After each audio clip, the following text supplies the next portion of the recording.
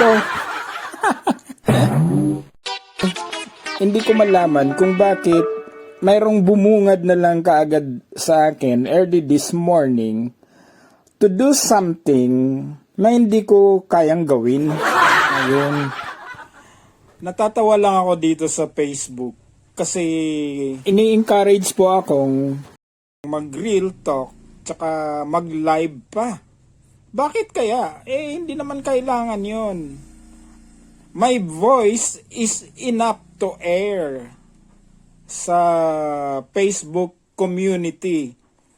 Ayoko kasing dumami yung audience ko Makikita yung kagwapuhan ko, mahirap na. Mas lalo akong mababasher niyan. Ang daming bashers sa Facebook. Salita pa nga lang galit na sila sa akin. How much more kung makita pa nila yung pagmumukha kong, ayan gwapo pa naman. I'm just happy. But anyway, I'm okay and thank you so much for the encouragement. At least, you motivated me naman. Pag-isipan ko kasi wala akong ngipin pag naglagay naman ako ng ngipin, lalo akong pupugi niyan. Pero sa totoo lang po, Facebook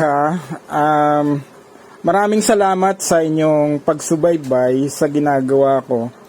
And I'm aware of that. That's why I'm happy that you are there. Hanggang sa binibigyan niyo ako ng time to use Facebook. Sapat na po sa akin yon. Masaya na po ako doon dahil I have this freedom to do what I want to share sa Facebook community. At yan po ang aking vocation na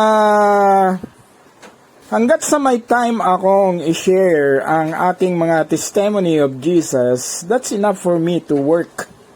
And salamat. Ang mahalaga po, binigyan niyo ako ng time, binigyan niyo po ako ng opportunity gumamit. Amazing! That's it.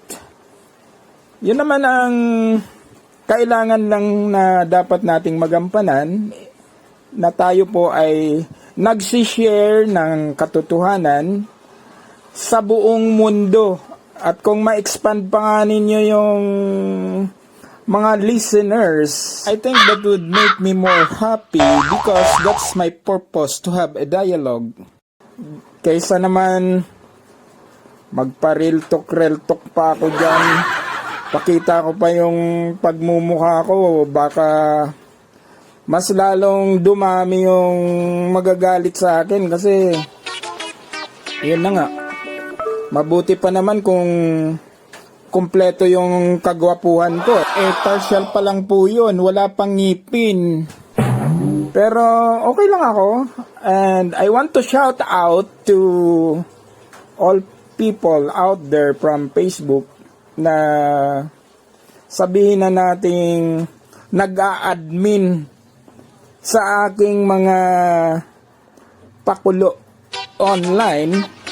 Kasi ako man lang ang nag-iisa. Wala akong kasama in my vocation of what I am doing every day. So, maraming salamat po and shout out sa inyong tanan. Thank you so much for your listening and watching. Alright?